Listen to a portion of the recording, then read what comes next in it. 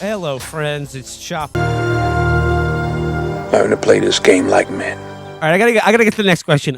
This is a question I think Felix will have some opinions on, as it deals with exotic pets. So it says, "Dear Care and Feeding, I have a 7-year-old daughter, B, and we live 2 houses over from her best friend, Stacy, also the same age. The 2 girls go to school together and frequently stay over at each other's houses now that everyone's fully vaccinated. Stacy's parents recently got a pet fox. This is legal where we live, although we would have to have had register the animal as an exotic pet. I wasn't worried at first, but now I'm not so sure. The fox isn't violent or anything, but almost every time she comes back from their house, B tells some hilarious giggling story about how the fox stole food, or the TV remote, or a bracelet, or something else, and ran around the house holding it in his mouth or trying to bury it somewhere. Last evening at dinner, B tried to steal some fries from my plate and tried to pass it off as a silly joke. I gave her a lecture about how it's wrong to steal, even as a joke, and I think it's sunk in. But I'm worried about the lessons she's picking up from this animal, and I'm considering not letting her go over to Stacy's house anymore. Is this a step too far? What is wrong with these people? These people are out of their fucking mind. What do they think? Life is a fucking cartoon that the fox is teaching their child lessons. These fucking morons. Lessons from a fox? If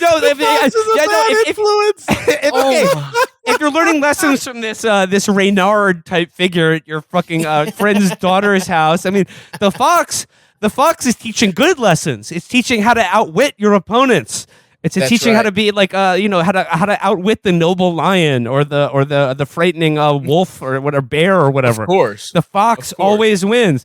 And I just love the detail about like she stole French fries off my plate as a joke, and then we sat her down and gave her a lecture. Yeah, I'm pretty sure she just wanted the fries.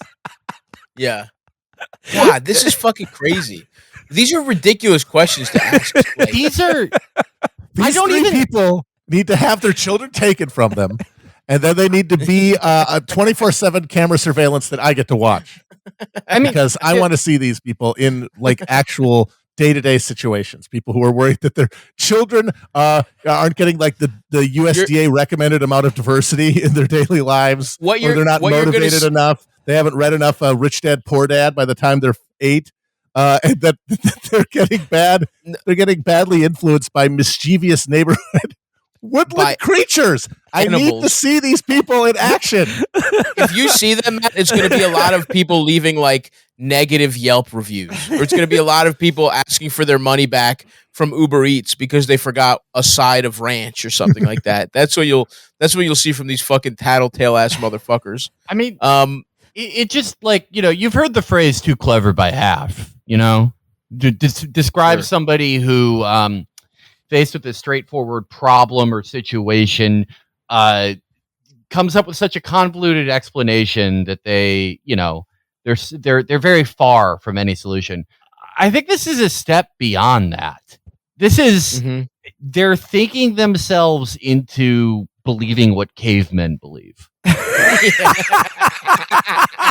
The spirit of the fox has gotten into my child's nostrils. Yeah, you could see the actual the soul of it getting into it. Yeah, it's like, yeah. Here's the solution: you just let her sleep outside on a full moon. That ought to cure all the soul poisoning that the mischievous fox spirit has done. I mean, it's ridiculous. Like, first of all, a dog behaves exactly the same way. Like a poorly trained dog would do all of these things. Take a bracelet, take a toy, take fries. It has nothing to do with a fox. Like, literally, it's like this person has like watched Robin Hood and was like, I don't want that sexy fox seducing my child. Like, this is true. You're right, Felix. They're thinking like a fucking caveman or a baby would think. Like, it's almost like the baby's like, the fox told me something really interesting. They're like, what? This fox is talking to you? We have to get it away from that fox. Yeah, these people would believe David Berkowitz. we gotta do something about this. It's awful. Guys. It's awful what he did, but we really need to start looking at that dog. Yeah. But outside the insanity of the letter writer, though, Felix, what are your opinions on having foxes as exotic pets? Well, Russians are kind of at the forefront of creating a domesticated fox subbreed, and didn't they make those foxes that like piss themselves whenever like human touches them or whatever? Like they've been doing it for generations now. Yeah, they've been working pretty hard on it, and there are people who just will get a regular fox. Often, what happens with animals like that, like sort of smaller, like dog-sized woodland creatures.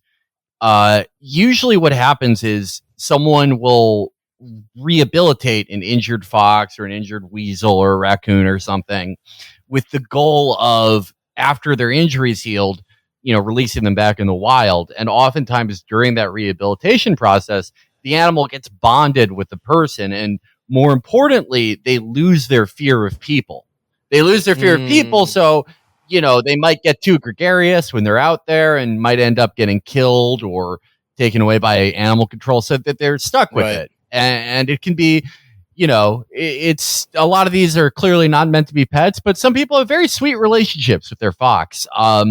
Sarah Benito from the band Kira Kira Benito, I think, has a pet fox. Okay. It's interesting. In domestics, in captivity situations, very quickly within a few generations, their features start becoming more dog-like. Yeah, it happens very fast. It's interesting. Yeah, it's like dog is the template for broken animal, but for a broken. Yeah, if you had to choose between the starting point of fox or wolf, you would start with fox 100% of the time. Yeah. I would have to know more about these fox owners. But if it's already smart enough to talk about grooming, turn this innocent girl into a thief. I think they're doing a good job. I think they're doing a wonderful job. I think everyone except the English upper class likes foxes, though. Yeah. I'm pretty sure. Right. Which means they're cool. From, the center of the earth. If the shittiest people that have ever been created, which is the pasty ass fucking bullshit ass royals. Yeah, if they don't like you, then you're pretty sick. Everyone loves these creatures, and the British upper class has been fighting for years for their right to kill it in the most excruciating, painful way possible. All right, so here, now we've drilled down into the practical advice giving here for this concerned parent. What you're going to need to do is muster together 30 or 40 people with 6 toes and no chin to get on horseback, surrounded by 800 dogs, and just lead them on a hunt to this suburban house. That's right, and make sure they have bugles. Make sure everyone is dressed like a complete fucking tit. Little fucked up leather caps. Yeah. They got to look really fucking stupid. And you got to get at least 5 guys who were molested at boarding school to hunt this fox.